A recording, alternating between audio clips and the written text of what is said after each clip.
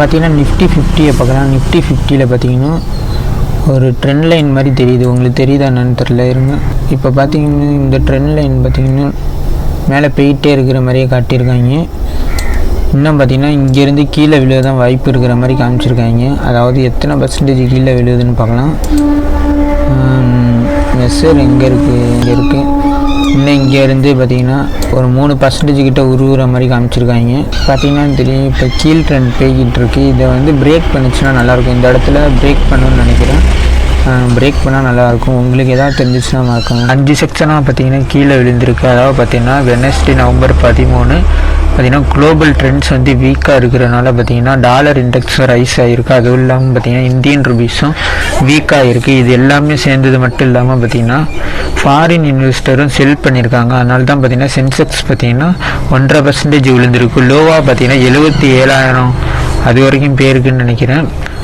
1000 point கிட்ட கீழே விழுந்திருக்கு. அதே மாதிரியே பார்த்தீங்கன்னா நிஃப்டி பார்த்தீங்கன்னா 338 பாயிண்ட் கீழே விழுந்திருக்கு. 1.5% கிட்ட.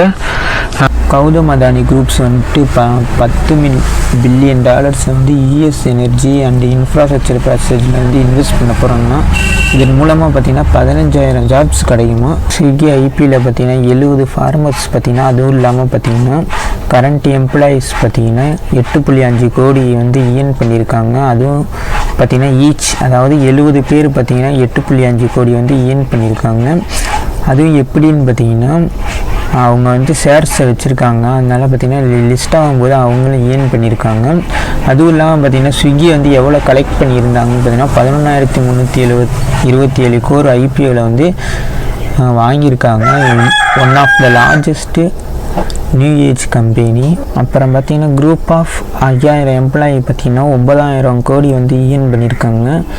கோர்ஸ் இன் டோட்டல், அதாவது பார்த்திங்கன்னா 5000 ஸ்டாஃப் வந்துட்டு 500, அதாவது பார்த்திங்கன்னா 1 கோர் வந்து இயர்ன் பண்ணியிருக்காங்க. 500 எம்ப்ளாயி பார்த்திங்கன்னா 1 கோர் இயர்ன் பண்ணியிருக்காங்க. அதே மாதிரியே பார்த்திங்கன்னா 70 பேர்கிட்ட பார்த்திங்கன்னா 8.5 கோடி வந்து இயர்ன் பண்ணியிருக்காங்க. அதுவும் எதுலன்னு பார்த்திங்கன்னா இந்த ஐபிஓ மூலமாக. ஏஎம்டி பார்த்திங்கன்னா ஜாப்ஸ் கட்ஸ் பண்ணியிருக்காங்க. அதாவது பார்த்திங்கன்னா லே ஆஃப் பண்ணியிருக்காங்க. அது எவ்வளோ பேருன்னு பார்த்திங்கன்னா ஒரு 1000 பேரை வந்து லே ஆஃப் பண்ணியிருக்காங்க. அது காரணம் என்னன்னு பார்த்திங்கன்னா ஏஎம்டி எஃபர்ட், அதாவது பார்த்திங்கன்னா competitive with Nvidia AI chip market have been challenging.